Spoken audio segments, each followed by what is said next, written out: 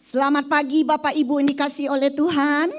Selamat bertemu kembali dalam ibadah minggu ketiga di tempat ini. Kita bersuka cita karena kita diberi kesempatan sekali lagi untuk menyembah, memuji Dia. Untuk Bapak Ibu yang mengikuti ibadah Zoom online, saya juga mengucapkan selamat pagi, selamat beribadah. Mari kita siapkan hati kita. Saya mohon untuk semua HP agar di silent. Kita juga bersyukur pagi hari ini hambanya Bapak Pendeta Revi sudah ada bersama-sama dengan kita. Selamat datang Pak, Tuhan Yesus memberkati. Mari kita siapkan hati kita. Kita mau memberikan yang terbaik untuk Tuhan. Berikan waktumu, hatimu saat ini untuk Dia. Fokuslah kepada Tuhan. Kita mau menyenangkan Dia pada pagi hari ini. Karena Dia adalah satu-satunya sahabat kita yang sejati. Terima kasih Tuhan. Terima kasih Yesus. Engkau begitu baik bagi kami ya Aba. Engkau selalu menyertai hidup kami. Dalam keadaan apapun Tuhan, Engkau selalu bersama-sama dengan kami. Terima kasih ya Aba. Buat penyertaan-Mu di dalam minggu-minggu ini. Kami bersyukur berterima kasih Tuhan.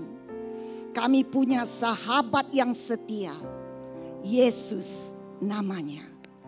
Haleluya. Sembah, sembah Dia. Haleluya.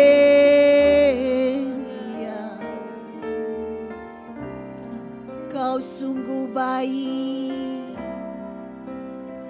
Haleluya.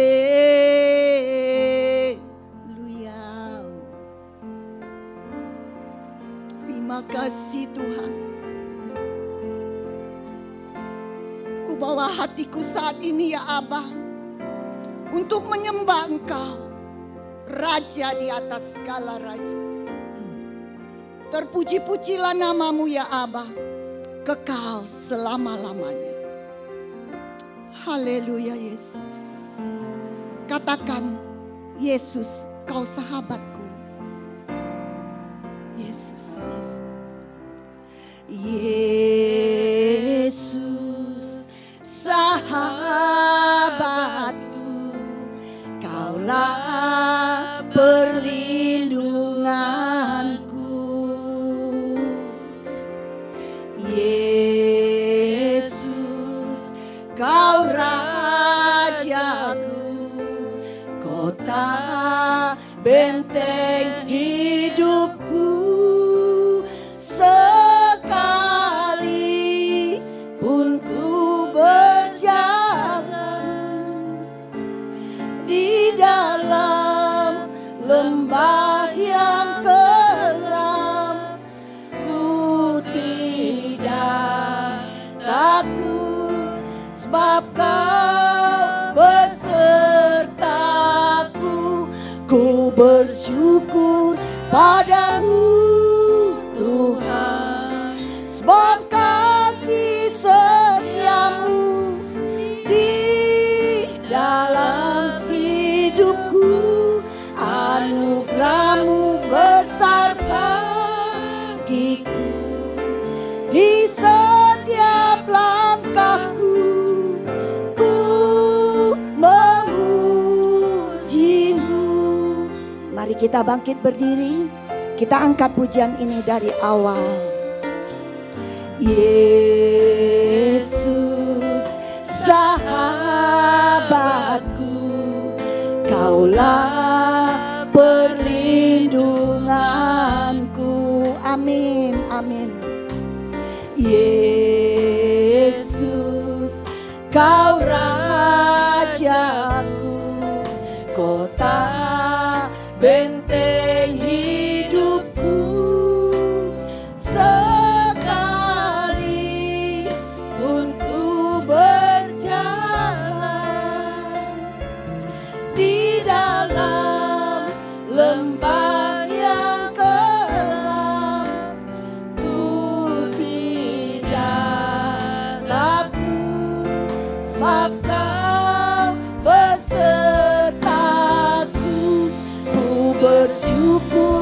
padamu Tuhan, sebab kasih setiamu di dalam hidupku, anugerahmu besar bagiku.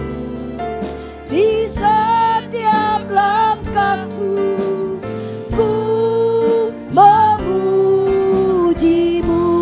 ku bersyukur padamu Tuhan, sebab kasih setiamu di dalam hidupku, anugerahmu besar bagiku. Di setiap langkahku ku memujimu, ku bersyukur padamu Tuhan. Terima kasih Yesus. Amin, amin. Di dalam hidupku, anugerahmu besar bagiku. Di setiap langkahku ku memujimu, ku memujimu, ku memujimu, ku memujimu Tuhan. Ku memujimu.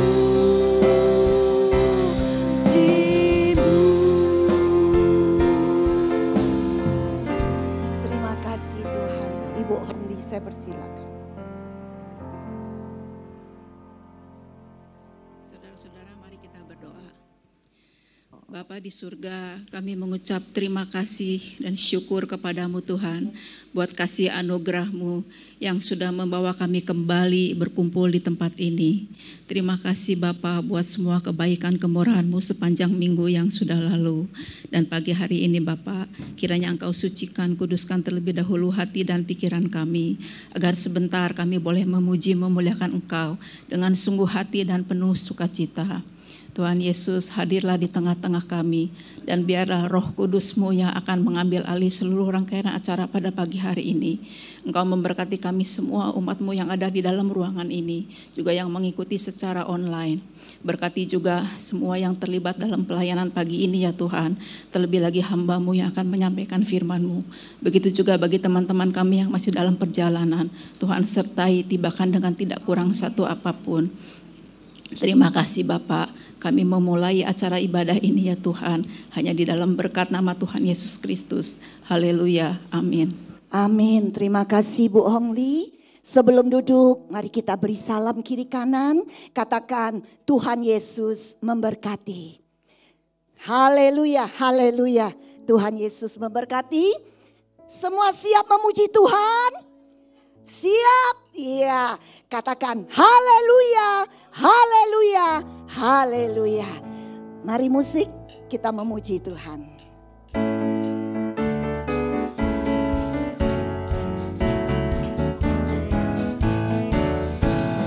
Mari memuji nama Tuhan Yesus, karena Dia baik dan peliharaku. Mari memuji Dia Sang Penebus, kita senangkan hatinya. Mari memuji nama Tuhan Yesus, karena Dia baik dan peliharaku. Mari memuji Dia Sang Penebus, kita senangkan hatinya.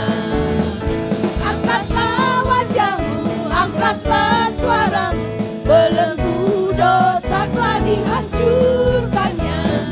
Mari memuji Dia Immanuel, kita senangkan hatinya. Mari memuji nama Tuhan Yesus, karena Dia baik dan peliharaku.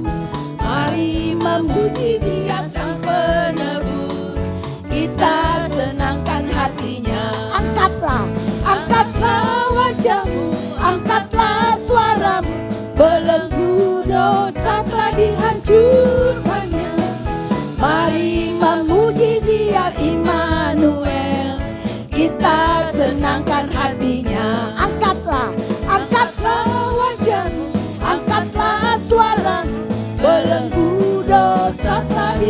surganya. Mari memuji Dia Immanuel, kita senangkan hatinya, kita senangkan hatinya, kita senangkan hatinya. Haleluya. Hanya Yesus yang harus kita senangkan. Dia adalah Immanuel, Allah beserta kita, sahabat yang sejati. Mari kita bangkit berdiri, kita angkat pujian. Ada satu sobatku yang setia.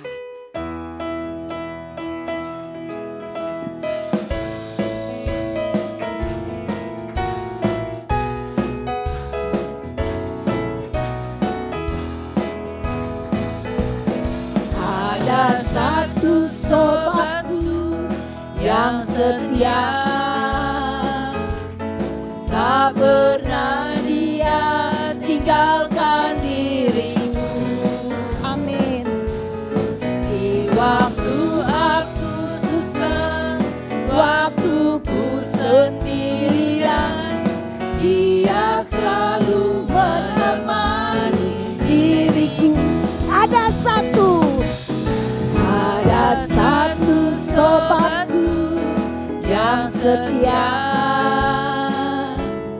tak pernah dia tinggalkan diriku. Amin. Di waktu aku susah, waktu ku sendirian, Dia selalu menemani diriku. Namanya Yesus, namanya Yesus, namanya Yesus. Yes, amin. Nama Yesus yang menghibur hatiku. Nama Yesus, namanya Yesus, namanya Yesus, nama Yesus yang menghibur hatiku. Kaum pria saja ada satu. Iya, kaum pria sahabat Yesus sejati.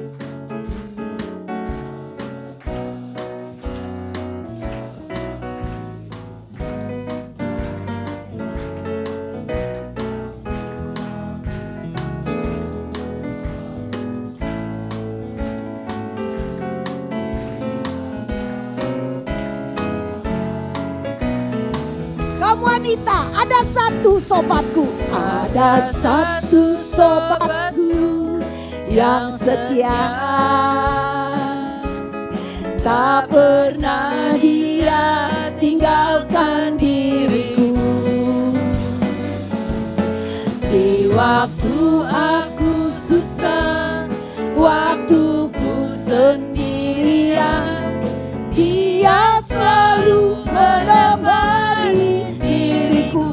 Sama-sama katakan, namanya Yesus, namanya Yesus, nama Yesus yang menghibur hatiku. Nama Yesus, namanya Yesus, namanya Yesus, nama Yesus yang menghibur hatiku. Nama Yesus, namanya Yesus. Yes. Namanya Yesus. Nama Yesus, nama yang berkuasa. Nama Yesus. Amin. Yang menghibur hatiku. Thank you Lord, thank you Lord. Namanya Yesus. Namanya Yesus. Nama Yesus yang menghibur hatiku. Nama Yesus, nama Yesus yang menghibur hatiku. Sekali lagi dengan imanmu, nama Yesus yang menghibur hatiku. Haleluya, silakan duduk Bapak Ibu yang dikasihi oleh Tuhan. Itulah nama-nama Yesus yang sungguh-sungguh ya ajaib. Dia menghibur setiap hati yang susah. Dia menyembuhkan setiap anak-anaknya yang sakit. Baik Bapak Ibu yang dikasihi oleh Tuhan, saya akan buka ruang kesaksian bagi Bapak Ibu yang mau menyaksikan cinta kasih Tuhan. Sebelumnya kita angkat satu pujian. Janganlah kau takut dan gelisah, karena Yesus selalu beserta kita.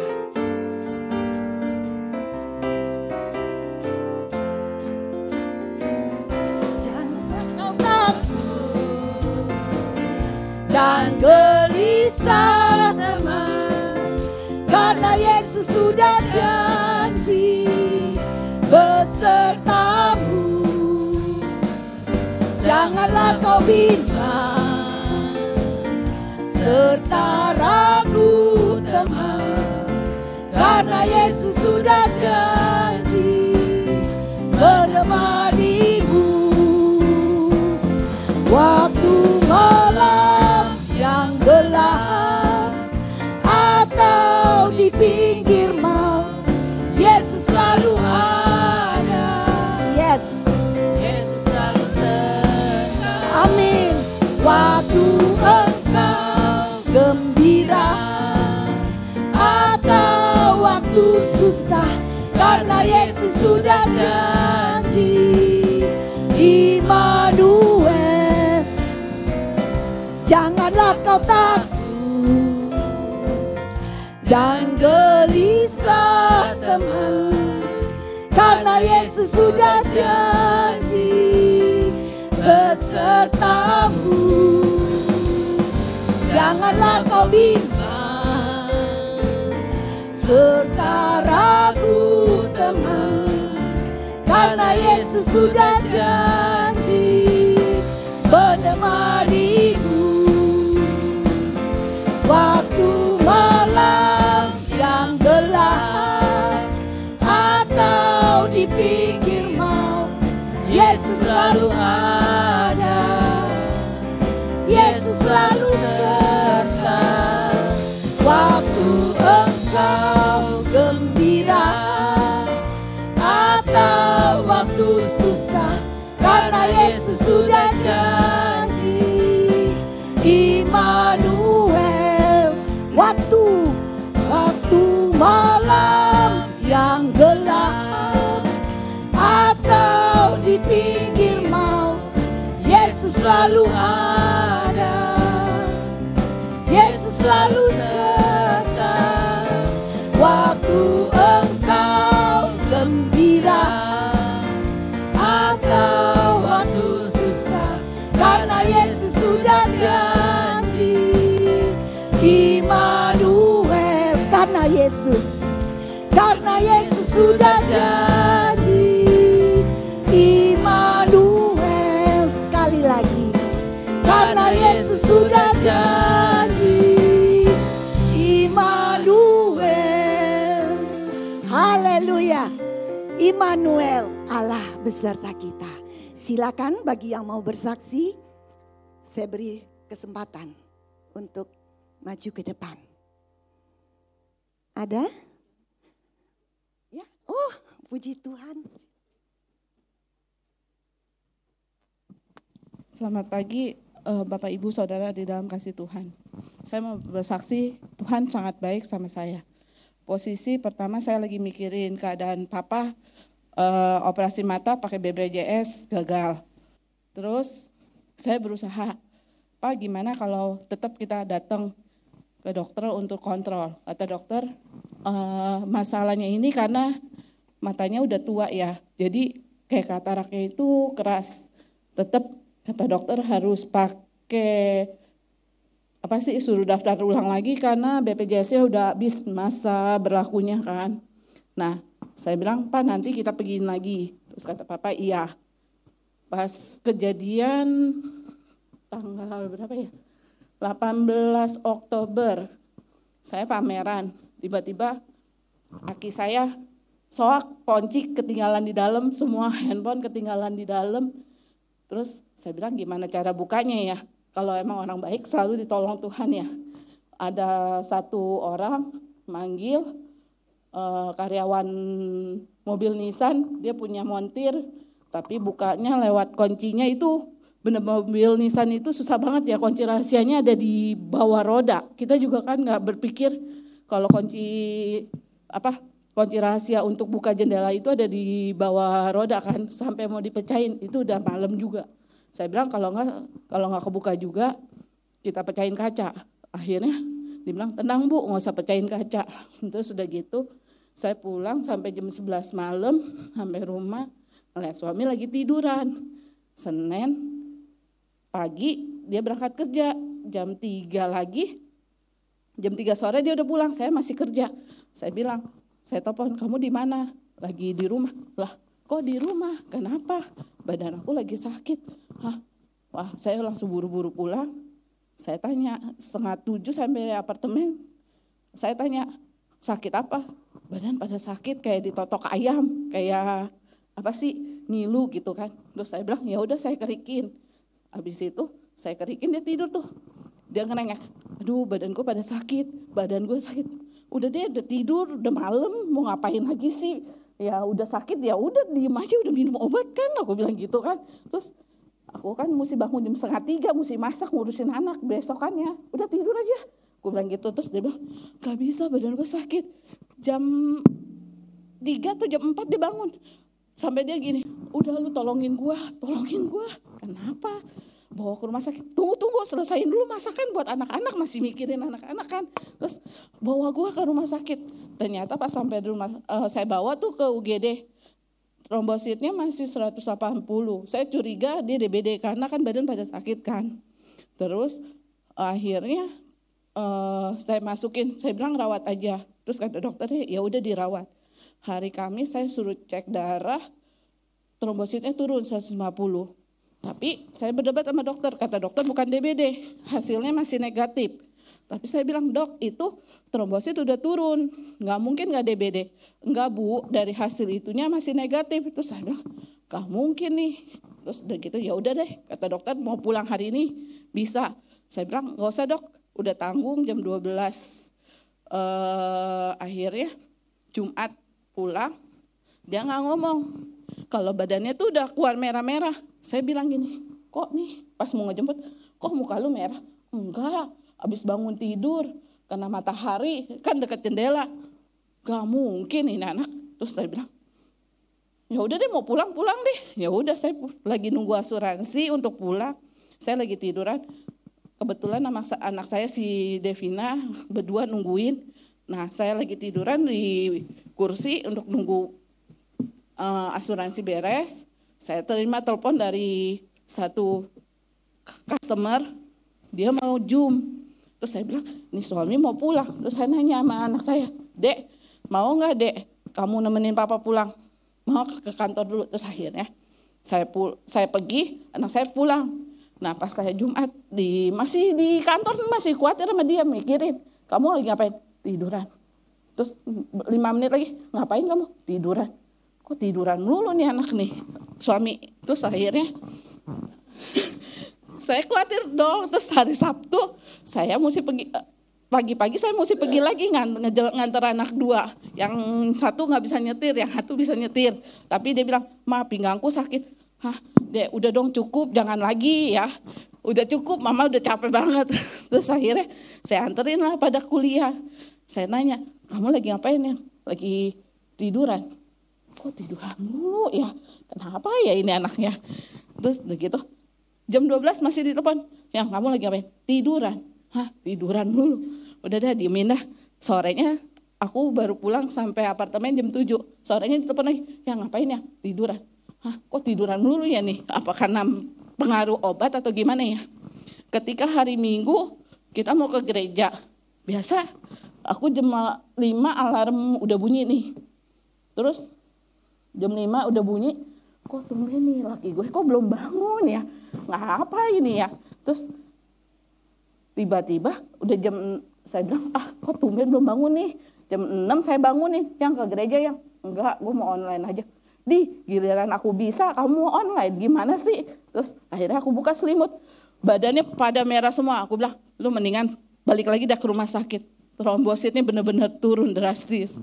Itulah yang aku bingungin kenapa masih dipertahanin sama dia kalau memang badan masih sakit. Tapi aku berserah sama Tuhan, jangan sampai Tuhan ambil nyawanya. Dan terus kedua, terjadilah sama mama. Itu sebelum suami masuk emang udah mama ada masalah di peranakannya, turun bro, jadi harus dioperasi. Tapi saya percaya Tuhan akan kasih saya kekuatan untuk menghadapi masalah semua ini. Tuh, operasinya berhasil selama 3 jam operasi, saya ditemani I. Terus saya berterima kasih sama Tante Riana juga udah datang ke tempat Mama untuk sempat menengok Mama. Tuhan memberkati saya banget. Amin. Haleluya, puji Tuhan. Terima kasih Bu Santi buat kesaksiannya. Biar mamanya cepat pulih, mata papanya juga disembuhkan ya. Suaminya juga disembuhkan. Karena kita punya Allah El Shaddai, Allah yang maha kuasa ya. Dia selalu beserta dengan kita. Baik Bapak Ibu yang dikasih oleh Tuhan, sebagaimana firman Tuhan judulnya yang diberikan oleh Ibu Gembala, rendahkanlah dirimu di bawah tangan Tuhan yang kuat. Sekalipun kita berada di dalam lembah kekelaman, ya, sekalipun kita mengalami masalah, cobaan, tetaplah mengandalkan Tuhan. Amin Bapak Ibu, karena kita punya Allah El Shaddai. Dia berkuasa atas segala hidup kita. Mari kita siapkan hati kita. Kita mau mendengarkan sebagian daripada firman Tuhan. Mari kita bangkit berdiri. Kita angkat pujian. El Shaddai, El Shaddai, tak usah ku takut. Nanti Ibu Elizabeth berdoa untuk firman Tuhan.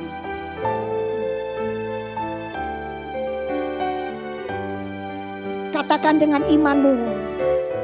Tak usah ku takut, Allah menjagaku. Yes, thank you Lord. Tak usah ku bimbang, Yesus peliharaku. Yes, thank you Lord. Tak usah ku susah. Roh Kudus hibur anak-anakmu Yesus. Tak usah ku cemas. Yes, ku cemas.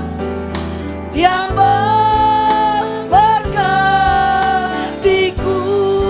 El Shaddai, El Shaddai, El Shaddai.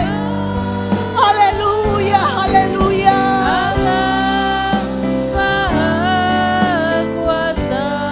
Dia besar. Dia besar. Amin. Dia besar. El Shaddai mulia. El Shaddai. El Shaddai. Yes Lord. Allah Maha Kuasa. Berkatnya melimpah. Melimpah. El Shaddai.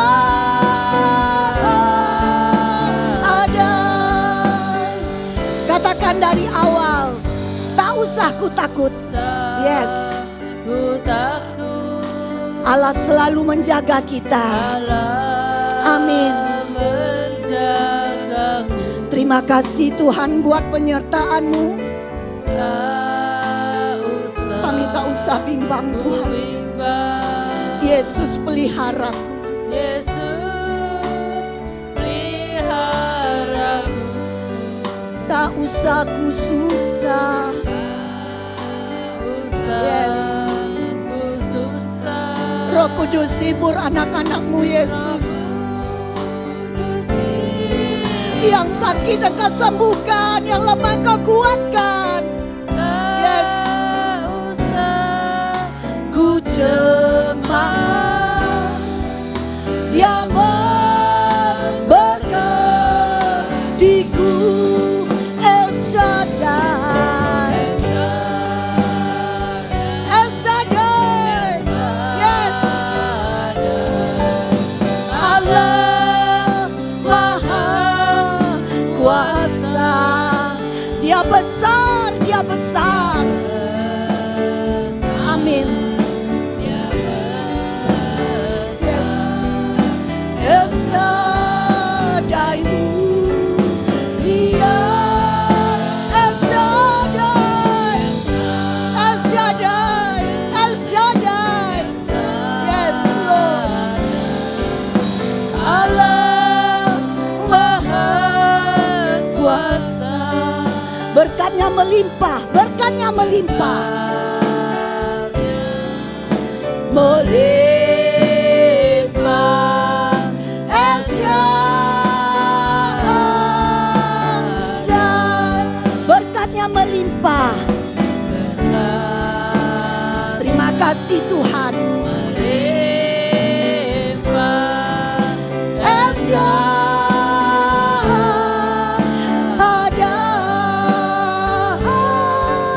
El Shaddai.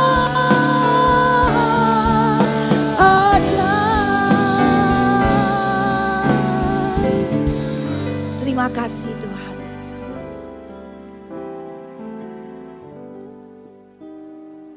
Bapa kami dalam surga, kami mengucap syukur ya Tuhan, berterima kasih kesempatan indah kami ada di rumah-Mu ya Tuhan.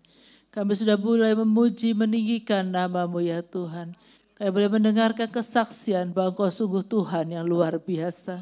Tuhan, tiba saatnya kami mendengarkan firman-Mu ya Tuhan. Pakai hamba-Mu Pendeta Revi, supaya kami diberkati oleh firman-Mu ya Tuhan. Kami butuh firman-Mu ya Tuhan. Kami butuh kekuatan dari firman-Mu ya Tuhan. Diambil firman-Mu tertumbuh. Berbuah-buah dalam kehidupan kami. Sehingga Kau disenangkan, Kau sukakan ya Tuhan. Kami siap mendengarkan firman-Mu ya Tuhan. Terima kasih Tuhan. Seluruh doa sembahyang ini kami minta dan kami naikkan. Hanya di dalam nama Tuhan Yesus Kristus. Haleluya. Amin. Silakan duduk Bapak Ibu yang dikasihi oleh Tuhan. Mimbar selanjutnya saya persilahkan kepada hambanya Bapak Pendeta Revi. Haleluya. Puji Tuhan, selamat pagi, selamat kita berjumpa dan beribadah pada minggu ketiga dari November. Senang sekali bisa kembali bergabung dengan saudara dan mendengar kesaksian juga tadi dari Ibu Santi. Tapi kalau saya boleh tahu itu jadi suaminya apa sudah sembuh atau masih dirawat?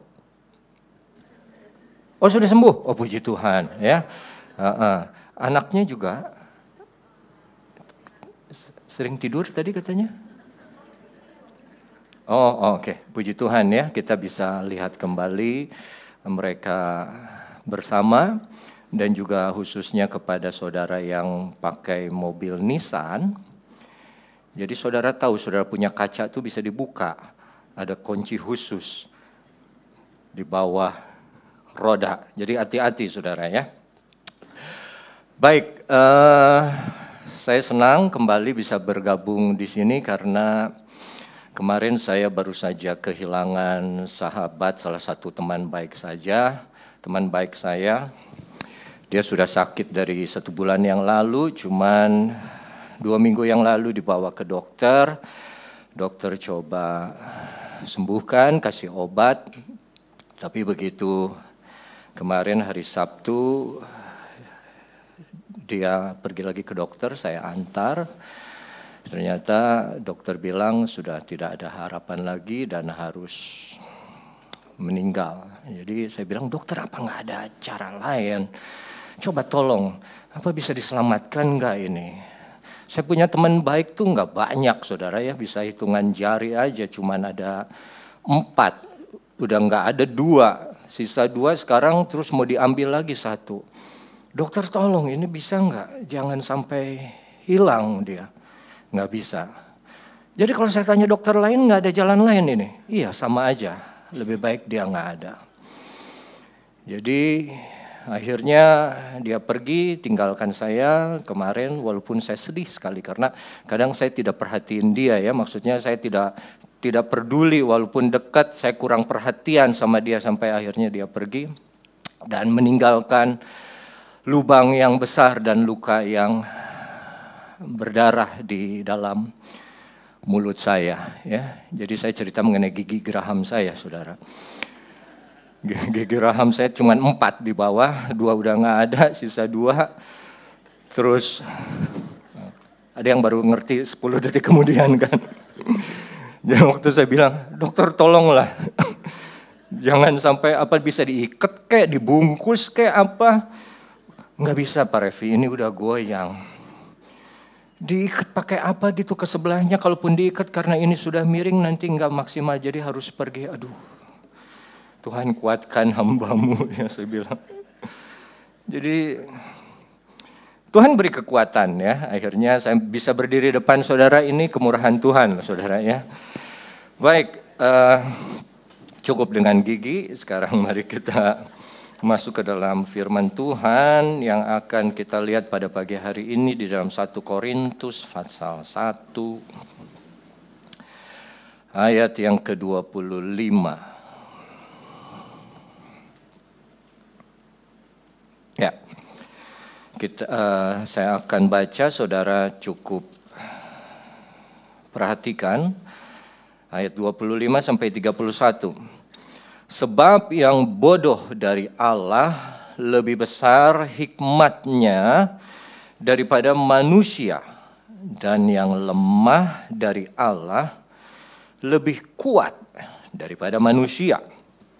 Ingat saja, saudara-saudara, bagaimana keadaanmu saat kamu dipanggil. Menurut ukuran manusia, tidak banyak orang yang bijak, tidak banyak orang yang berpengaruh, tidak banyak orang yang terpandang. Tapi apa yang bodoh bagi dunia, dipilih Allah untuk memalukan orang-orang yang berhikmat. Dan apa yang lemah bagi dunia, dipilih Allah untuk memalukan apa yang kuat. Dan apa yang tidak terpandang, yang hina bagi dunia, dipilih Allah. Bahkan apa yang tidak berarti pun tetap dipilih Allah untuk meniadakan apa yang berarti. Supaya jangan ada seorang manusia pun yang memegahkan diri di hadapan Allah. Tapi oleh Dia kamu berada dalam Kristus Yesus, yang oleh Allah telah menjadi hikmat bagi kita. Ia membenarkan dan menguduskan dan menebus kita. Karena itu seperti ada tertulis, barang siapa yang bermegah, hendaklah ia bermegah di dalam Tuhan.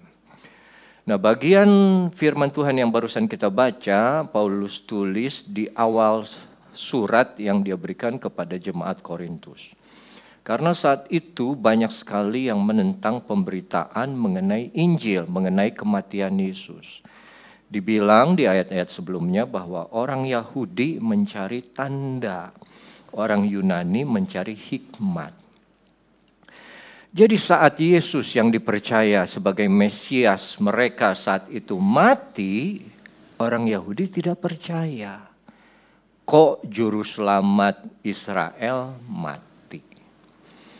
Waktu diberitakan kepada orang-orang di Korintus, yaitu adalah orang non-Yahudi, mereka juga tidak percaya karena mereka orang yang suka dengan filsafat, berpikir, kenapa saya harus percaya kepada orang yang mati disalib dengan hina, dengan telanjang. Tapi mereka tidak bisa mengabaikan, kok banyak orang yang mau percaya kepada Kristus. Makanya untuk dunia saat itu dan sampai sekarang saya yakin kita orang yang percaya kepada Yesus ini disebut bodoh. Bego lo, ngapain lo? Sampai seminggu sekali, lebih dari sekali ikut Zoom doa, sampai sebulan sekali kumpul doa puasa, ketemu cari Tuhan lu. Mendingan juga lu cari duit. Orang Kristen di semua bagian dunia dibodoh-bodohin. Tapi Paulus bilang dengan hikmat Allah, justru Allah memilih orang-orang yang seperti itu. Makanya disebut, tidak banyak, ingat loh, keadaan kamu waktu kamu pertama dipanggil itu, tidak banyak yang bijak, tidak banyak yang berpengaruh, tidak banyak orang yang terpandang. Bukan tidak ada yang pintar, bukan tidak ada yang terpandang, bukan tidak ada yang berpengaruh, ada, tapi sedikit lebih banyak lagi orang yang lemah, yang tidak bisa apa-apa, yang bodoh kata dunia. Tapi itu yang dipilih Allah untuk mempermalukan orang-orang yang merasa pintar. Nah, saudara, 2 minggu lalu saya cerita mengenai Samkok. Ya. Nah, saya teruskan cuma 1-2 menit lah. Ya. Contoh dari Samkok berikutnya. 2 minggu lalu saya ceritakan satu tokoh di awal cerita Samkok. Tapi sekarang saya mau cerita satu tokoh di akhir cerita Samkok ya. Kalau yang awal buku pertama, ini buku kelima. Nah, 3 negara ini punya raja dan punya penasehat. Kerajaan Shu, Liu Pei punya penasehat Cukeliang. Cukeliang pintar. Tapi kerajaan Wei, Cao Cao juga punya penasehat. Namanya Simai.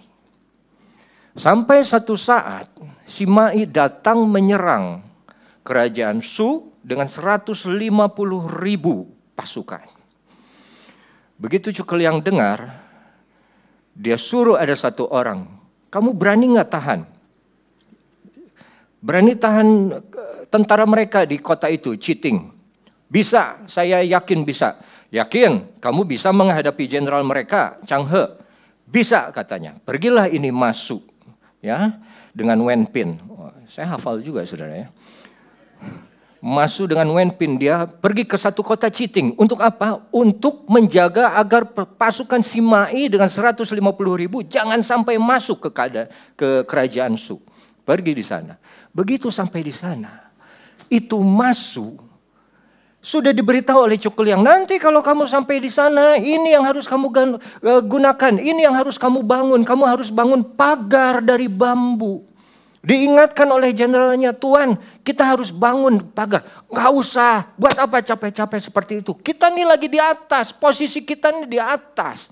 Benteng kita di atas. Kalau kita di atas, orang yang dari bawah, itu kita bisa lihat. Tapi Tuan Cukeliang sudah bilang, kita harus bangun pagar. Nggak perlu bangun pagar.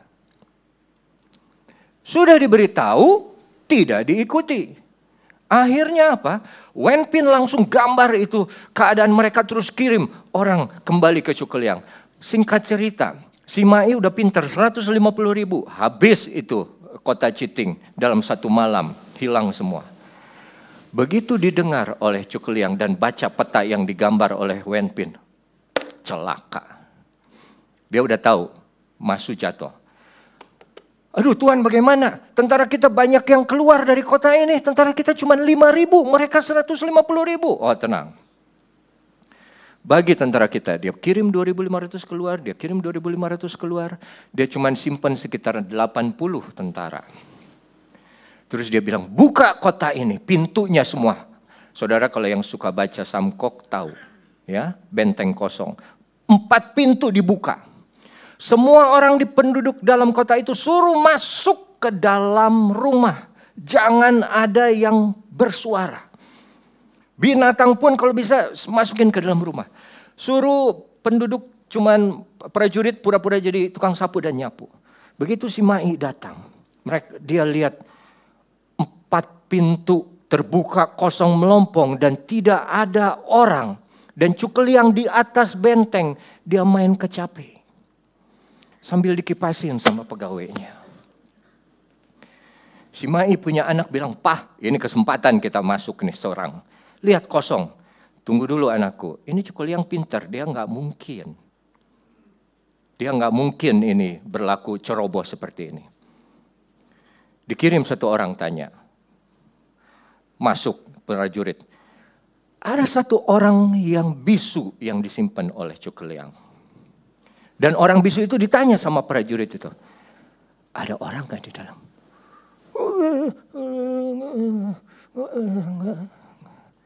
Orang bisu kan orang tuli nggak bisa ngomong ya.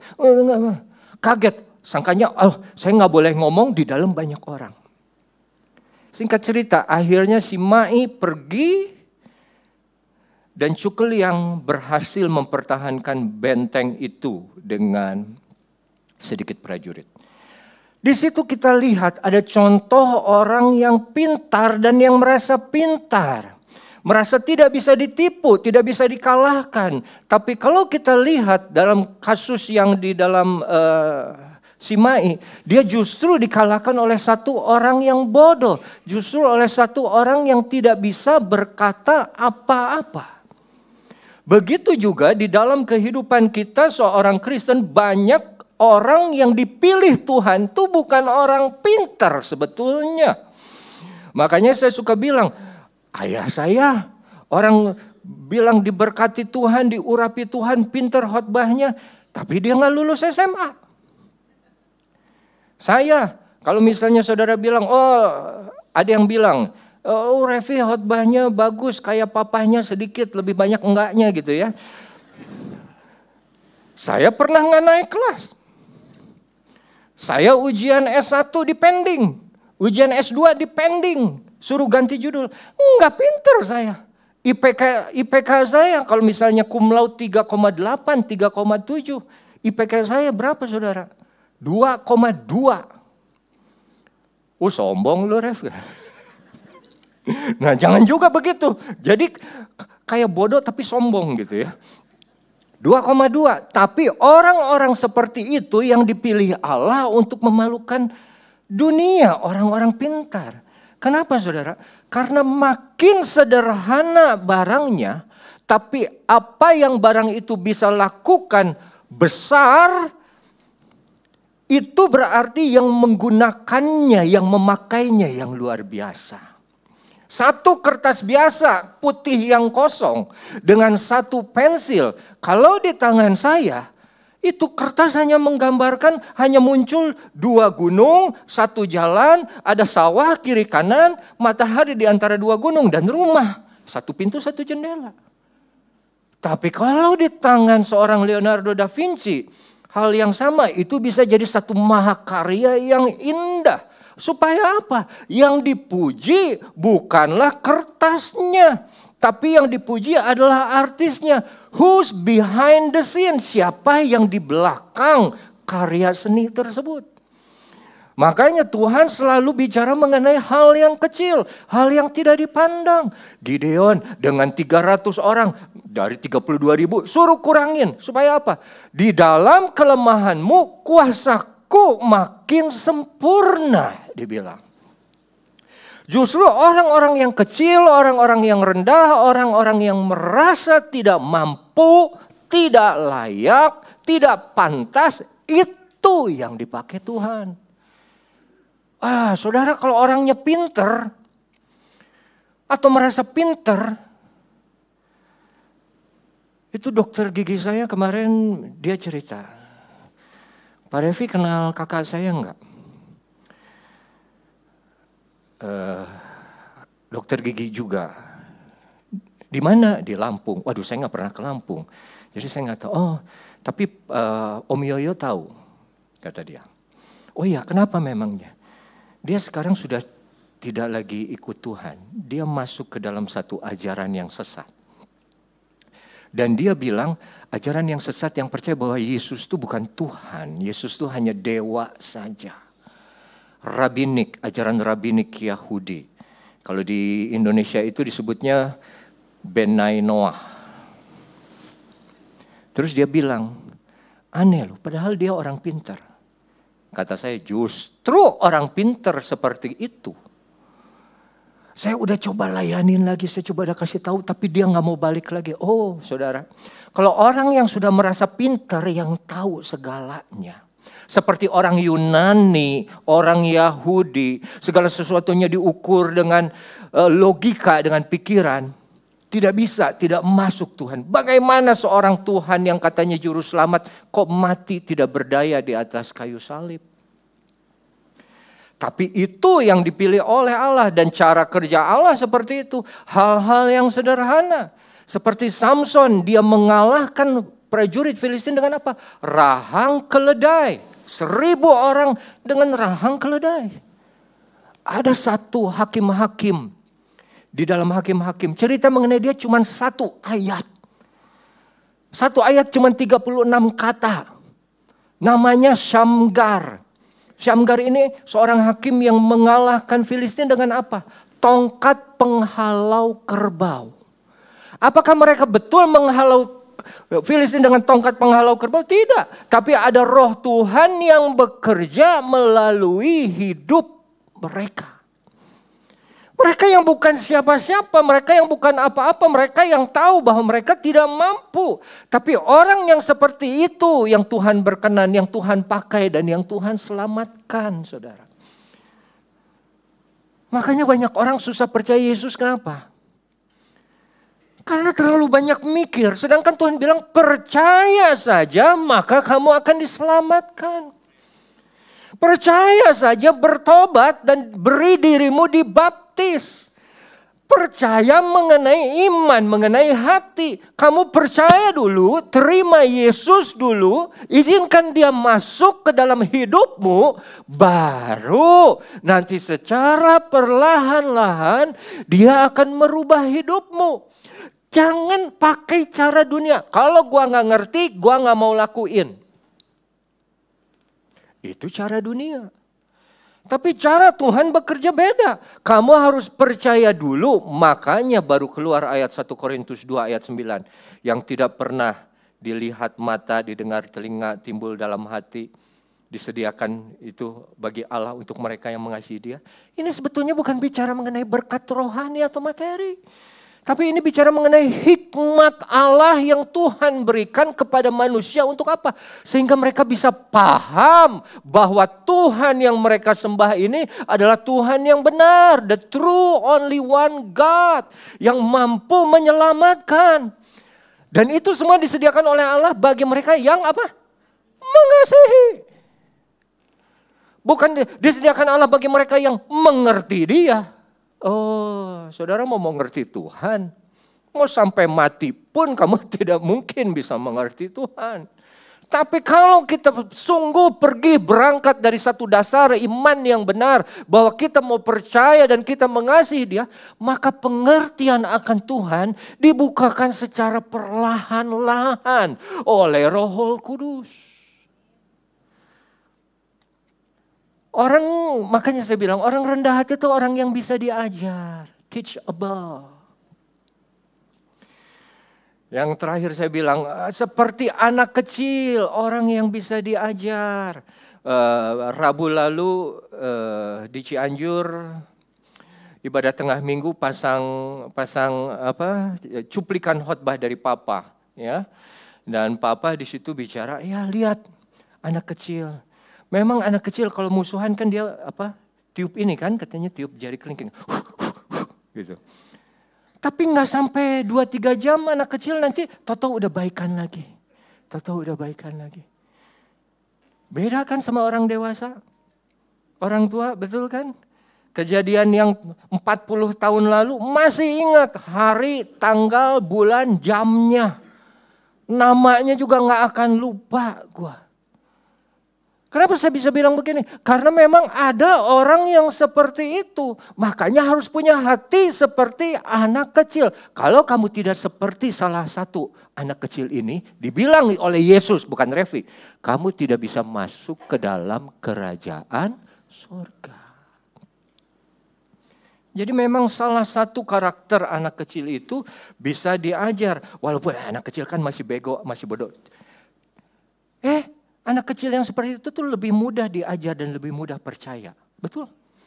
Di sekolah minggu mereka diajar, Tuhan Yesus ini juru selamat kita. Siapa namanya? Tuhan Yesus. Dia sebagai apa? Juru selamat. Kalian percaya Tuhan Yesus sebagai juru selamat?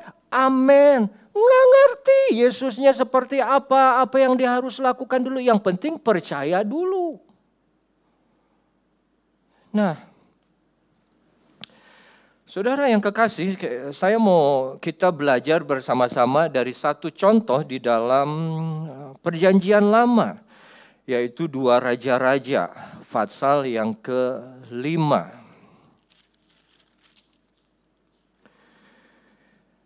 Nah, di sini kita lihat ada satu tokoh yang namanya Naaman, ya. Naaman kita tahu ceritanya, dia coba kita baca dulu ya. Naaman, panglima Raja Aram, sekarang Syria, seorang yang terpandang di hadapan Tuhan dan sangat disayangi. Sebab oleh dia Tuhan telah memberi kemenangan kepada orang Aram. Tapi orang itu juga dia adalah seorang pahlawan tentara. Tapi dia memiliki sakit kusta. Dari awal kita dikenalkan satu tokoh, namanya siapa? Namanya Naaman. Naaman ini punya 4 kualitas yang luar biasa.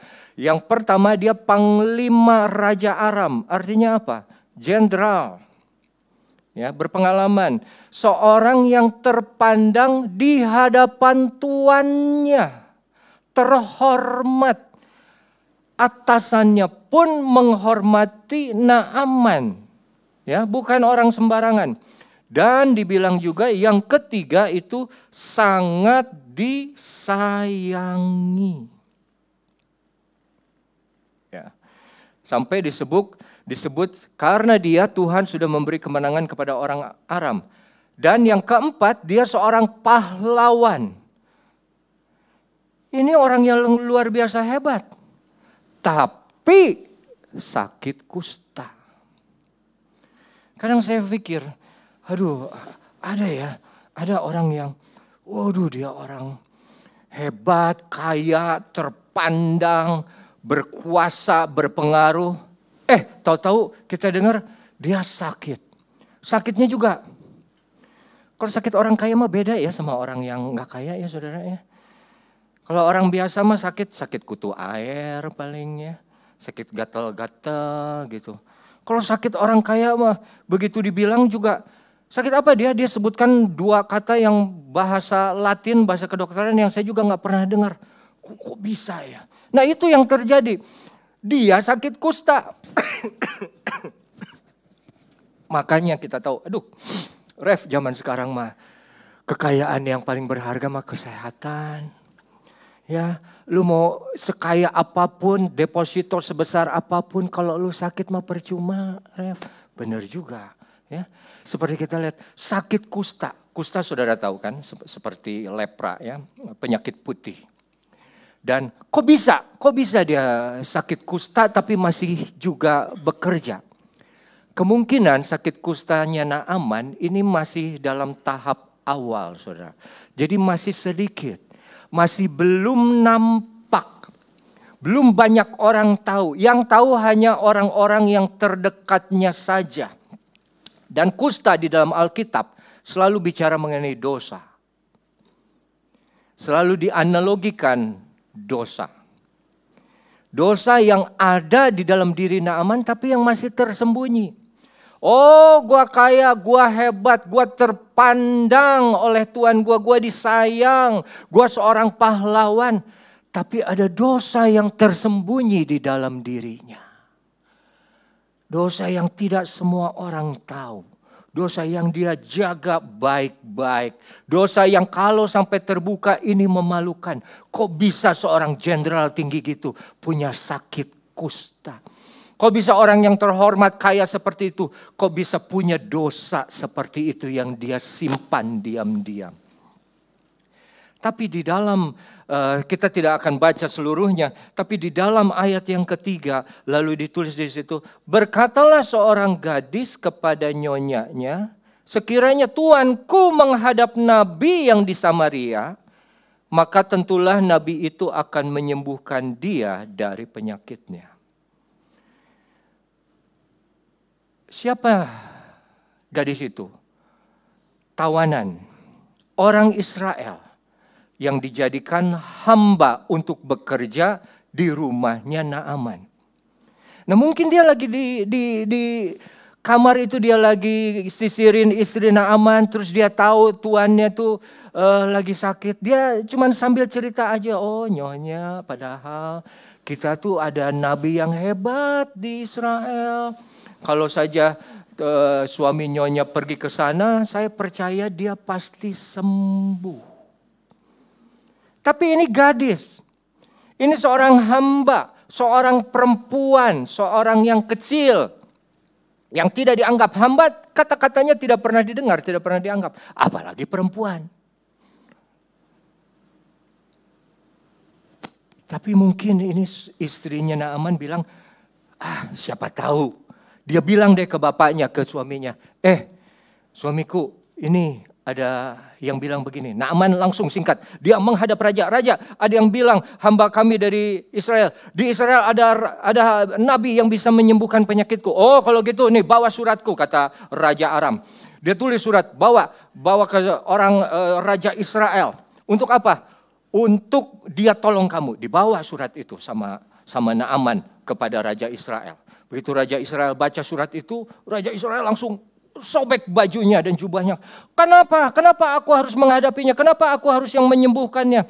Memangnya dia pikir aku adalah Allah yang dapat mematikan dan menghidupkan sehingga orang ini mengirim pesan kepadaku supaya disembuhkan. Singkat cerita, Elisa dengar. Raja udah gak usah capek-capek, suruh aja itu orang datang ke rumah saya. Ya, tuh ayat 9 coba. Ayat 9. Kemudian setelah Elisa bilang gitu, datanglah Naaman dengan kuda dan keretanya lalu berhenti di depan pintu rumah Elisa.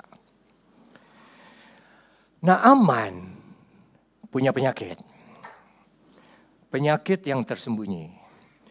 Dia datang ke Israel karena dia mendengar satu kata-kata dari seorang budak perempuan. Seorang budak perempuan yang pernah melihat dan menyaksikan secara langsung bagaimana Tuhan menjamah melakukan mujizat melalui Nabi Elisa. Dan dia bercerita mengenai itu. Cerita mengenai Tuhan. Didengar tanpa sadar didengar Naaman. Datang sampai ke rumah Elisa. Turun, berhenti di depan pintu rumah Elisa. Nah, lalu begitu dengar ada Naaman datang di ayat yang ke-10. Coba saudara buka. Elisa menyuruh seorang suruhan kepadanya. Kepada siapa? Kepada Naaman.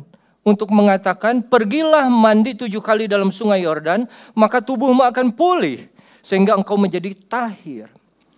Ayat 11, tapi pergilah Naaman dengan gusar sambil berkata, aku sangka bahwa setidak-tidaknya ia datang keluar dan berdiri memanggil nama Tuhan Allahnya, lalu menggerak-gerakkan tangannya di atas tempat penyakit itu, dan dengan demikian menyembuhkan penyakit kustaku. Begitu dia datang, yang keluar bukan nabi, bukan Elisa yang diharapkan, malah siapa? Hambanya, pelayannya, orang kecil lagi, orang yang sebetulnya bukan siapa-siapa, apalagi dibanding dengan Naaman, jenderal besar. Makanya begitu keluar seorang pelayan dan berkata kepada Naaman, saudara lihat nggak bahwa Tuhan bisa pakai siapapun. Tuhan bisa pakai orang yang tidak terpandang, yang hina pun, yang lebih kecil, yang lebih muda. Tuhan pakai untuk apa? Menyampaikan firman Tuhan kepada orang yang jauh lebih tinggi. Ini yang kita harus waspadai. Hanya karena mereka lebih muda dari kita,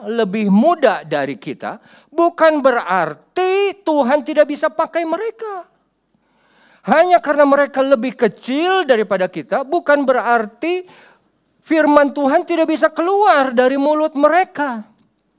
Karena yang kita lihat bahwa pelayannya yang keluar, pelayannya yang menyampaikan firman dan bilang loh saudara. Saudara, kalau ada jenderal datang ke rumah saudara, kita aja baru ada jemaat yang pindah dari luar kota ke Cianjur dan beribadah ke GPDI, dan kebetulan dia letkol ya, dandim. Wah, itu kita yang di gereja aja kalau sampai dia datang langsung repot sendiri. Sampai saya bilang, kenapa mesti repot-repot amat? Udah kan dia juga orang, sama juga orang biasa. Cuman dia tugas, kalau dia punya tentara, kita nggak punya tentara. Sampai wah, mesti kalau dia datang kita mesti ladeni, sambut dia, temenin ngobrol apa segala macam. Ini jenderal yang datang, saudara. Begitu jenderal datang, terus keluar kucluk-kucluk gitu pelayan kecil, ya. Terus pelayan ini dia nggak pakai basa-basi, saudara. Apa yang dia omong? Coba lihat di situ. 2 Raja-Raja 5 ayat 10. Pergilah mandi 7 kali dalam sungai Yordan, maka tubuhmu akan pulih kembali sehingga engkau menjadi tahir. Nggak ada kata-kata pembukaan. Yang mulia Naaman, terpujilah engkau, Allah sudah menibakan engkau dengan selamat di pintu gubuk kami yang hina ini. Apa kehormatan seperti itu? Lalu apakah dibilang, Tuanku Naaman, Allah berfirman kepadaku, hendaklah Tuanku Naaman pergi mandi 7 kali di sungai Yordan. No. Firman Tuhan enggak begitu, dia enggak ada tedeng alingnya. Dia bicara kepada siapapun Tuhan mau bicara tanpa melihat statusnya. Mau kamu lebih tua, mau kamu lebih terhormat, kamu lebih terpandang. Tapi Tuhan pakai justru pelayan yang hina, yang kecil ini untuk menyampaikan firman-Nya. Enggak ada basa-basi. Firman Tuhan enggak perlu ditambahin basa-basi. Kalau suruh bertobat, bertobat. Suruh ampuni, ampuni. Berubah-ubah, pergi. Nggak ada lihat Tuanku Naaman. Nggak ada, itu firman Tuhan. Firman yang ada, firman Tuhan yang keluar. Yang kalau Tuhan suruh seperti itu, itulah yang harus dikatakan. Jangan lagi ditambah-tambah atau dikurangi. Tapi kan saudara lihat responnya. Marah Naaman. Kenapa? Karena dia merasa dirinya tinggi. Bukan merasa dirinya tinggi, memang dirinya tinggi. Bukan merasa dirinya hebat, memang dirinya hebat. Jenderal pahlawan perang berarti sudah terbukti dia menang di atas atau di dalam peperangan. Tapi justru Tuhan, saudara, dia menguji kerendahan hati seorang Naaman. Tuhan mau Naaman untuk mendengar firman, tidak melihat si penyampai firman. Jangan nilai penyampai firman-Nya hanya karena penyampai firman-Nya lebih muda, lebih kecil, lebih hina. Terus kamu orang tinggi, orang besar, firman-Nya jadi tidak berlaku. Yang Tuhan ajar kepada Naaman, no. Kamu dengar firman-Nya. Karena kalau aku mau, keledai pun bicara. Saudara tidak mau. Saudara, tahu kan keledai Bileam bicara? Tahu kan saudara? Tahu, kenapa itu keledai Bileam bicara? Karena Bileamnya keras kepala. Dikasih tahu jangan pergi mengutuk orang Israel, tetap pergi. Sudah ditutup jalan sini dia belok kiri, tutup lagi jalannya dia belok kanan. Keras kepala. Sampai akhirnya malaikat Tuhan berdiri, itu keledai bisa lihat, Bileam tidak. Nabi loh.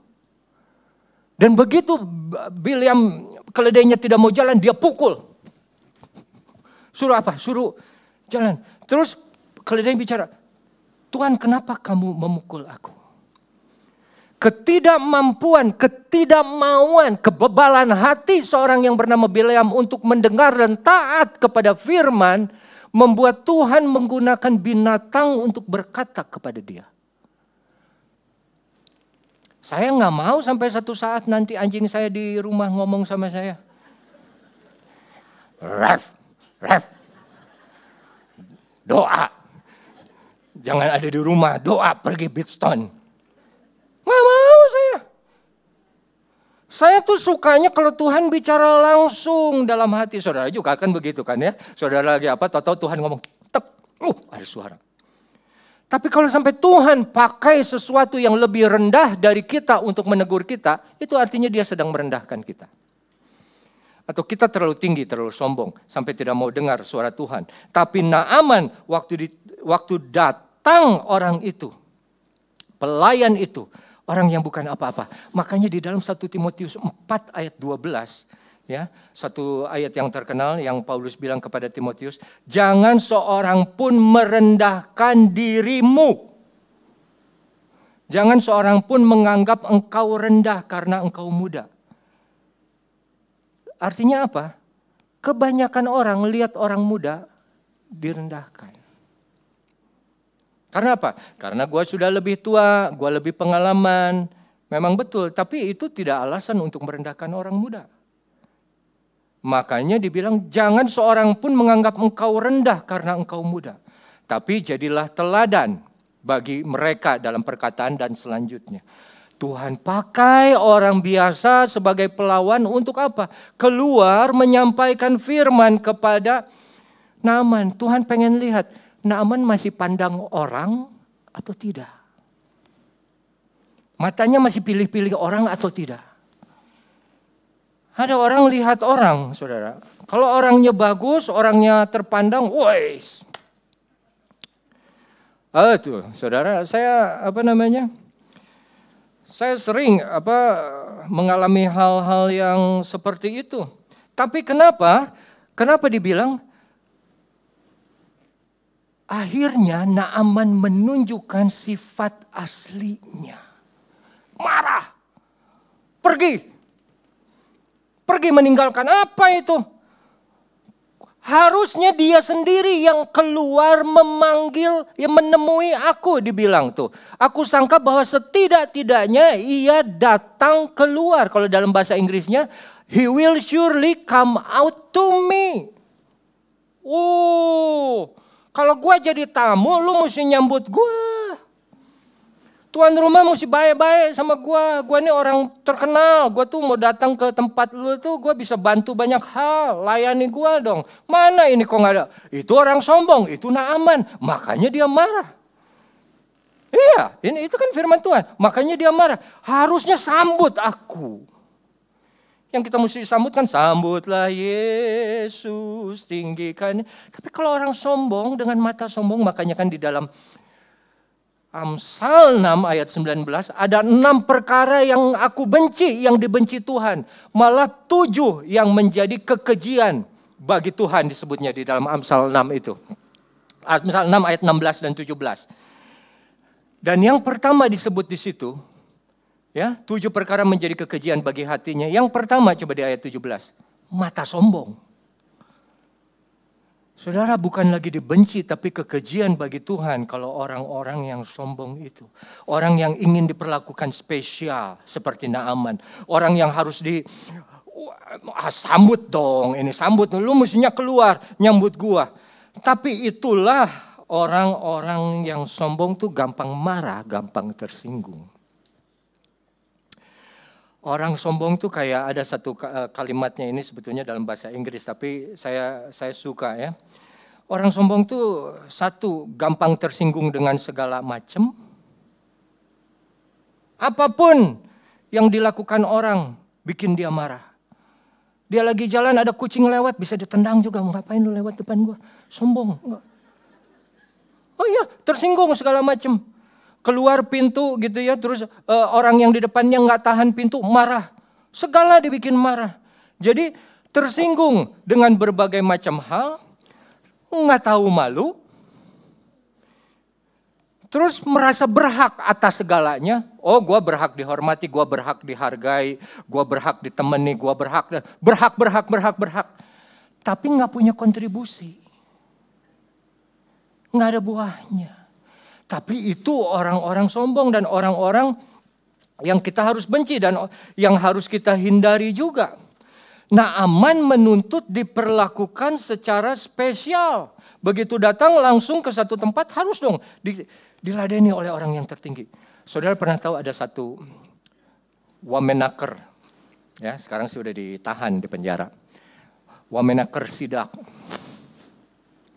tapi di videoin kan live gitu. Terus diterima di bagian resepsionisnya. Mana Pak Direktur? Nggak ada Pak Direkturnya. Bapak janjian nggak? Enggak, saya nggak janjian. Ini namanya sidak. Kalau janjian bukan sidak. Iya, jadi Bapak Direkturnya nggak ada. Dia nggak ada di tempat. Mana manajernya coba keluar? Beliau sedang rapat. Coba suruh turun temui saya.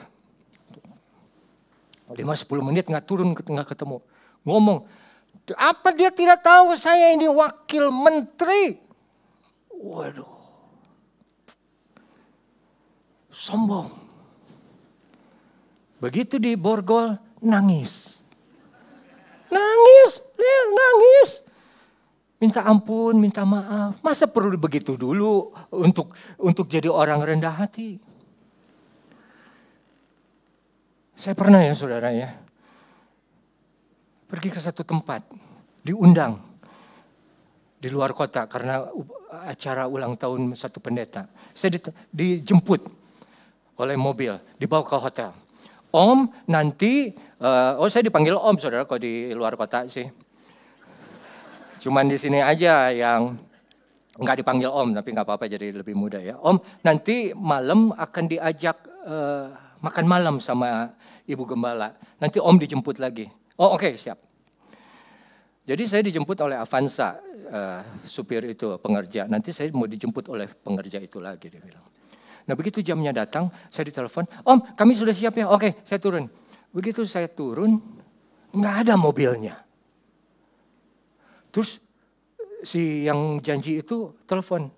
Om mohon maaf, saya udah pergi duluan ya. Kenapa? Saya harus antar ini satu pendeta. Karena dia tadi sudah beres.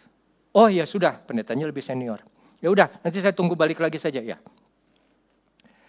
Akhirnya saudara, begitu datang saya balik lagi kamar, saya datang lagi, yang jemput kasih tahu, Om sudah siap sekarang. Oh, oke, saya turun. Begitu saya turun, saya ketemu lagi dia orang.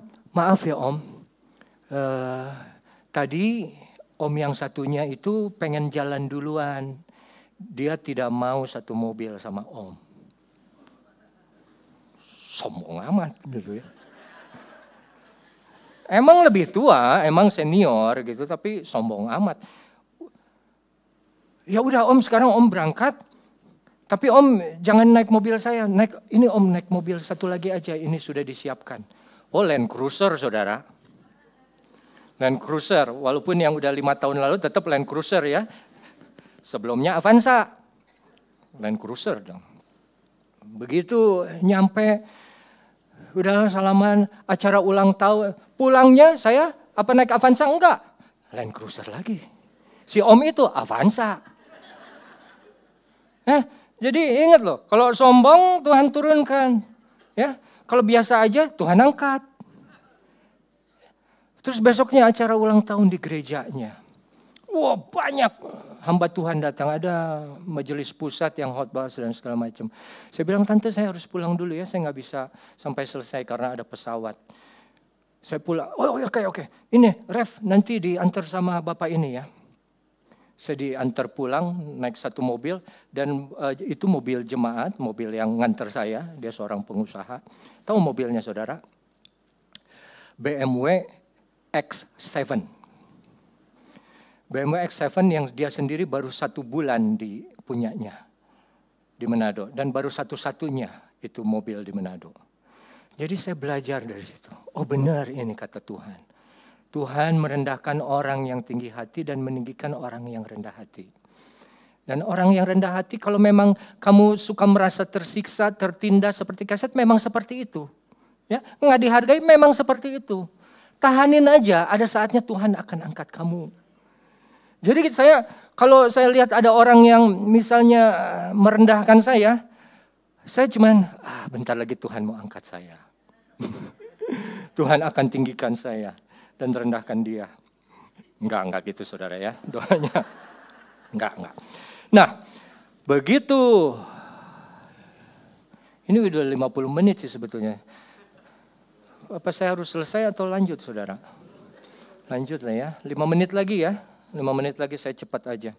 Nah, begitu dia bilang, setidaknya dia harus datang keluar menyambut aku dan berdiri memanggil Tuhan Allahnya, lalu menggerak-gerakkan di tangannya di atas penyakit itu dan dengan demikian menyembuhkan penyakit atasku.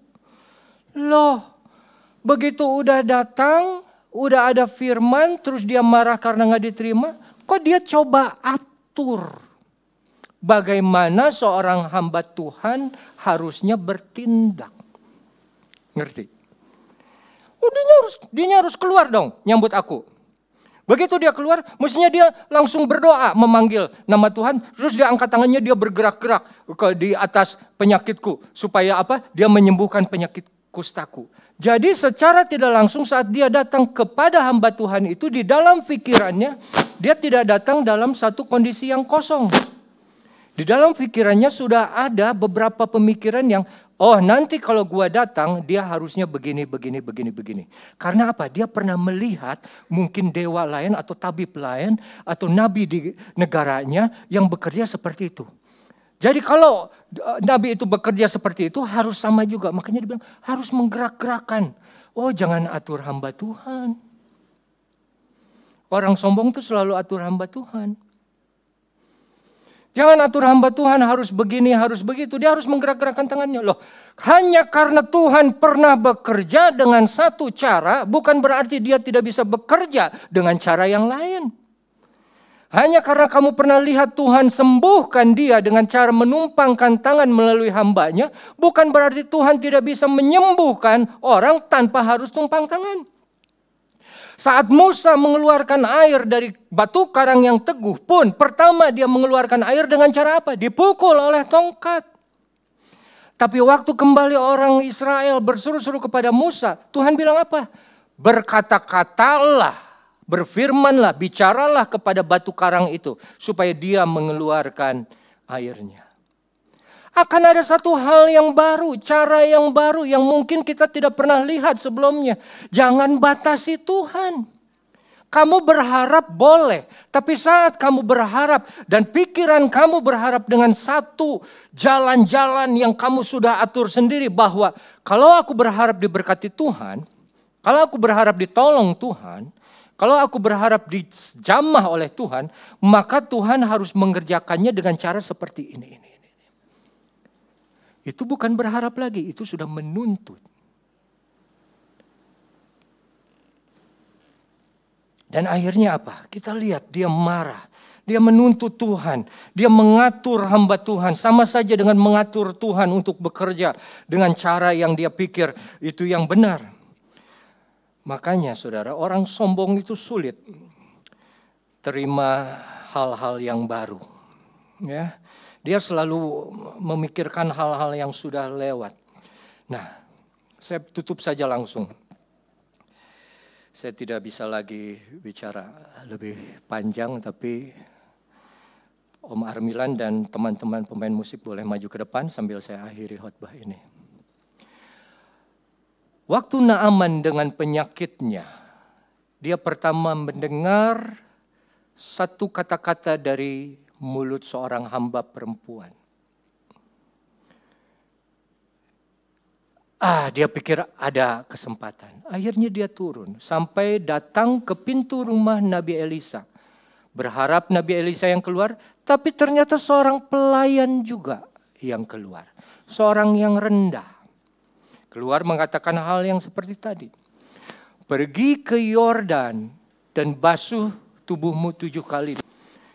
Sampai akhirnya Naaman bilang, kenapa harus Yordan? Di Aram pun banyak sungai yang lebih bagus, lebih indah daripada Yordan. Yordan kalau saudara pergi ke Israel sekarang warna sungainya, airnya juga coklat, bau. Tapi kenapa pergi ke Yordan? Ya karena Tuhan suruh kamu pergi ke Yordan. Waktu dia pergi dari Syria ke Israel. Kalau saudara tahu map dunia, Syria itu ada di atas Israel sampai sekarang. Dia harus turun untuk sampai ke Israel. Begitu sampai ke Israel, dia datang ke rumah Elisa yang ada di daerah Samaria. Samaria ini daerah pegunungan. Begitu dibilang kamu harus pergi ke Yordan, itu dari Samaria ke Yordan, itu pun dia harus pergi turun kembali. Dan bukan jarak yang dekat, saudara. Bukan seperti dari sini terus ke Kali Ciliwung atau Kali Citarum. Dari rumah Elisa, dari Israel ke sungai Yordan saat itu yang ada di Yordania. Itu jaraknya 35 kilometer. Dan dia harus turun dari ketinggian Samaria 300 meter sampai ke satu titik yang rendah, yaitu sungai Yordan. Begitu sampai dia ke sungai Yordan, dia harus turun pula dari kereta kudanya. Begitu dia turun dari kereta kudanya, dia harus buka semua jubah kebesarannya, jubah kemenangannya, jubah kebanggaannya. Tidak ada lagi yang tersisa di dalam tubuhnya, kosong, apa adanya. Baru masuklah, turun lagi ke dalam sungai. Begitu dia sudah turun masuk ke dalam sungai, dia harus mencelupkan, membenamkan dirinya, masuk lagi, turun lagi, merendahkan dirinya, masuk ke dalam air. Saudara lihat, banyak sekali perjalanan yang seorang jenderal tinggi dari negara yang besar harus turun, lepas, masuk ke dalam sungai yang bau. Dan harus membenamkan dirinya 7 kali sampai lengkap. Dan firman Tuhan berkata, waktu dia taat kepada firman itu, waktu dia berangkat naik dari dalam air sungai Yordan, tahirlah tubuhnya dan dibilang seperti tubuh atau daging atau kulit seorang bayi, seorang anak. Saudara yang kekasih, kita semua butuh pemulihan. Karena ada penyakit di dalam hidup kita yang kadang kita masih simpan, yang kita sembunyikan, dosa yang kita sayang. The sweetest sin, dosa yang manis tapi yang kita tidak mau buang, yang kita terus jaga, yang hanya Tuhan sama kita saja. Tuhan sudah bilang tinggalkan, lepaskan, bertobatlah. Tapi kita tidak mau. Tapi Tuhan bicara hanya orang-orang yang rendah hati, yang mau taat kepada Tuhan, yang bisa untuk dipulihkan kembali dan ditahirkan kembali. Makanya datanglah kepada dia seperti seorang anak. Seorang anak yang kosong pikirannya, yang tidak punya prasangka apa-apa, yang siap, yang mau menerima segala pengajaran, semua ajaran dari Tuhan kita. Tuhan kita baik, dan kita percaya apa yang diajarkan baik, tidak pernah hal yang buruk. Tapi kenapa susah sekali untuk manusia menerima hal yang baik? Karena yang buruk itu sudah terlalu lama di dalam hatimu. Coba belajar buang. Belajar buang itu hal yang baik. Hal yang buruk lepaskan. Beri Tuhan kesempatan untuk memperbaiki dirimu, untuk memulihkan dirimu. Mari kita bangkit berdiri, saudara. Haleluya. Kita percaya hanya satu nama yang sanggup memberi keselamatan, keteguhan, kedamaian. Dan kita mau datang kepada Dia. Lah hati kita lemah tak berdaya, bila iman kita bagai tembok roboh, hanya ada satu harapan yang pasti, agung dan perkasa sampai selamanya. Katakan dengan sepenuh suara dan sepenuh hati bahwa hanya Dia, hanya satu. satu nama yang menggetarkan hati. Saya kembalikan ke Ibu Teres. Hanya satu nama yang menegakkan diri. Hanya satu nama. Hanya satu nama, Indah tak terperi. indah tak terperi. Nama Yesus. Nama Yesus, nama Raja, segala raja. Nama Yesus. Nama Yesus, nama Raja, segala raja.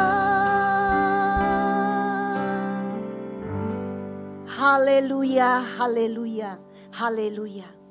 Benar Tuhan, hanya nama Yesus, nama yang berkuasa, yang sanggup Tuhan untuk mengangkat kami Tuhan di saat kami berada dalam titik terendah kami. Hanya nama Yesus yang menjadi kekuatan di dalam hidup kami. Terima kasih ya Abah. Buat firman Tuhan yang sudah Engkau ajarkan kepada kami. Agar kami tetap merendahkan diri di hadapan-Mu. Karena kami tahu Tuhan, hanya Engkau saja yang layak kami tinggikan. Hanya Engkau saja yang layak kami agungkan dan kami muliakan. Terpuji-pujilah nama-Mu kekal selama-lamanya. Biarlah firman yang ditaburkan pada siang hari ini Tuhan, berbunga dan berbuah lebat di dalam kehidupan kami. Sehingga kami dapat menjadi pelaku akan firman-Mu. Terima kasih ya Abah. Kau berkati hamba-Mu Bapak Pendeta Revi yang sudah menyampaikan isi hati-Mu di tempat ini. Berkati hamba-Mu ini ya Abah. Berikan terus hikmat marifat, roh pewahyuan, roh kebijaksanaan.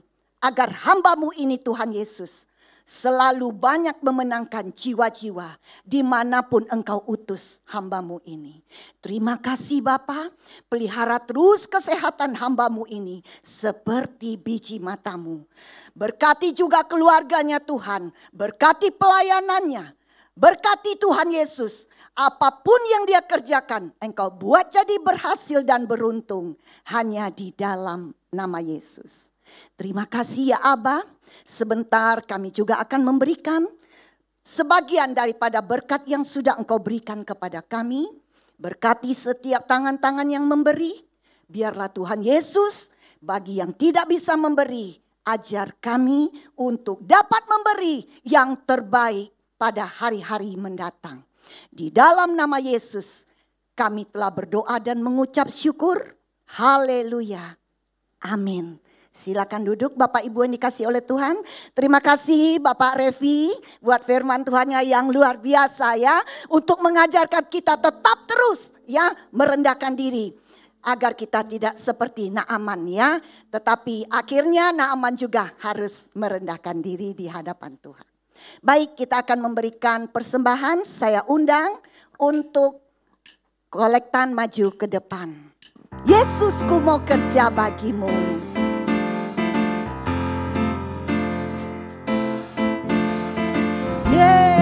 Yesusku mau kerja bagimu.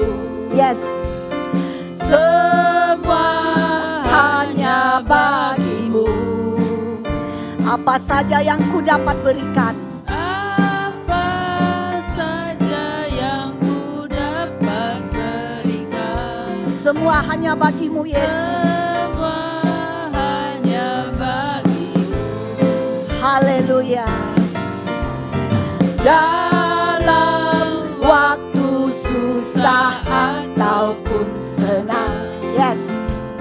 semua hanya bagimu, Yesus. Tak dapat ku lukiskan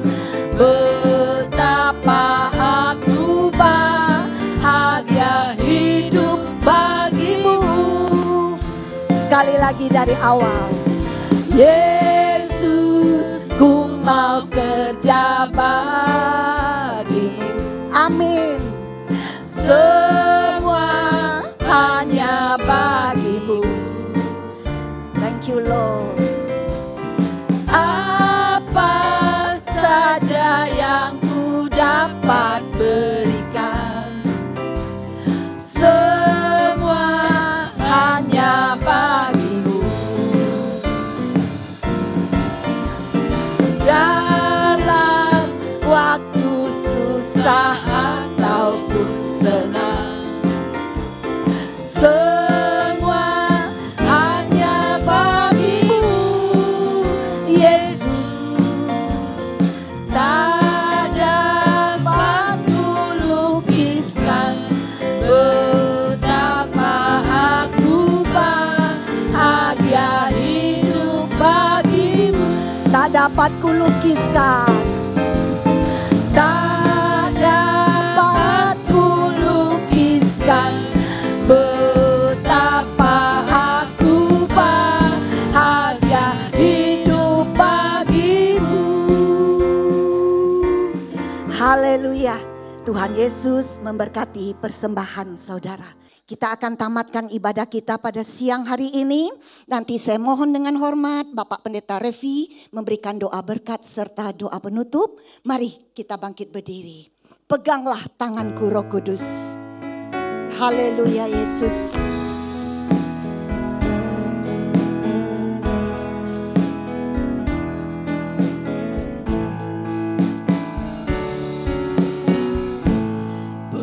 Peganglah tanganku Roh Kudus setiap hari.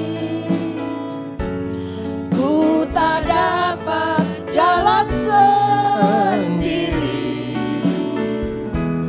tanpa Roh-Mu.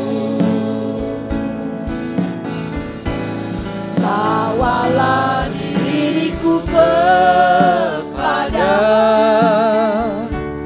segala kebenaran, agar ku tidak tersesat mengikuti jalan.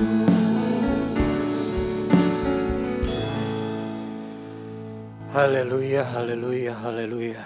Bapa dalam surga yang kami puji tinggikan di dalam nama Tuhan Yesus Kristus.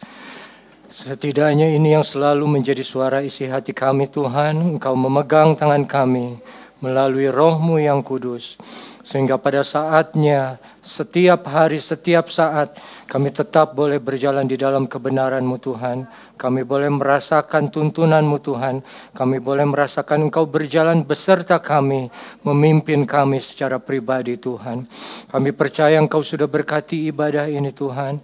Kami masih boleh memuji meninggikan nama-Mu Tuhan. Kami masih bisa menyembah Engkau Tuhan. Kami boleh mendengarkan firman-Mu, semua karena kemurahan Engkau Tuhan. Bapa dalam surga, kami satukan hati berdoa untuk bangsa dan negara ini. Kiranya Engkau memberikan hati takut akan Tuhan kepada para pemimpin negara ini, mulai dari yang paling tinggi presiden sampai kepala desa. Kiranya takut akan Tuhan boleh menjadi bagian di dalam pemerintahan mereka, sehingga mereka boleh memimpin pemerintahannya dengan takut akan Tuhan dan membawa bangsa ini kepada kesejahteraan, kepada kedamaian. Tuhan, kami juga berdoa untuk pemimpin-pemimpin gereja kami, khususnya Ibu Gembala dan seluruh penatua, seluruh gembala-gembala kecil yang ada di sini. Kiranya Engkau senantiasa berikan kepada mereka hati yang mau menjadi teladan bagi kami semua. Beri kekuatan, hikmat menjadi bagian dari mereka untuk memimpin kami domba-domba-Mu Tuhan. Terima kasih Bapa, terima kasih. Tuhan, Kau juga berkati para saudara-saudara kami yang sudah mengambil bagian melayani pada ibadah ini. Mulai dari yang di depan, worship leader, singer, pemain musik, sampai ke bagian multimedia, ataupun greeter, usher, juga pemain tamborin. Kiranya Engkau berkati mereka Tuhan. Mereka yang sudah setia mengambil bagian di dalam pekerjaan Tuhan. Ada bagian khusus yang Kau sudah sediakan bagi mereka. Bapa dalam surga, hamba-Mu juga berdoa untuk setiap umat-Mu yang ada pada sore hari ini. Engkau melihat kesungguhan hati mereka, kesetiaan mereka. Engkau yang menilai secara pribadi Tuhan. Mereka datang dengan hati yang sungguh-sungguh, hati yang mencari Engkau. Kiranya apa yang menjadi kebutuhan mereka Engkau cukupkan Tuhan. Apa yang menjadi kelemahan mereka Engkau kuatkan. Mereka yang sedang mengalami sakit penyakit, terbaring lemah, ataupun yang datang tapi masih dalam keterbatasan. Hamba-Mu percaya Tuhan, Engkau tidak meninggalkan orang-orang seperti itu. Kekuatan daripada-Mu menjadi bagian dari mereka. Memampukan mereka senantiasa terus untuk berharap dan percaya kepada-Mu Tuhan. Hamba-Mu juga berdoa untuk setiap yang bekerja, setiap yang punya usaha, yang pegawai negeri atau pegawai swasta, yang masih sekolah atau kuliahnya, Engkau berkati Tuhan di setiap bidang kehidupan yang sudah Kau percayakan di dalam hati mereka. Sehingga apapun yang mereka kerjakan boleh mendatangkan hormat kemuliaan bagi nama-Mu Yesus. Terima kasih Tuhan, terima kasih Bapa. Kami juga satukan hati khususnya berdoa untuk Ibu Gembala kami, Ibu Pendeta Melani yang sedang mengalami sakit kembali Tuhan, kiranya Engkau tetap jamah, Engkau pulihkan seutuhnya sehingga beliau kembali boleh melayani-Mu Tuhan dengan sehat walafiat, tidak kekurangan satu apapun Tuhan. Terima kasih Bapa, kami percaya kami pulang, sudah dipulihkan, kami sudah dikuatkan, kami sudah dibentuk menjadi manusia yang baru Tuhan. Terima kasih Bapa, terima kasih. Dan sekarang saudara marilah angkat kedua tangan kita. Dan terimalah berkat rahmat dari Allah yang menjadi Bapa kita, kasih sayang dan damai sejahtera Yesus, dan juga kekuatan Roh Kudus senantiasa mengikat, mempersatukan kita mulai hari ini sampai Maranatha, Tuhan datang kembali yang kedua. Di dalam satu nama yang indah dan berkuasa, dulu sekarang selamanya. Di dalam nama Tuhan Yesus Kristus, kami percaya sudah terima berkat-Mu. Haleluya. Amen. God bless you all.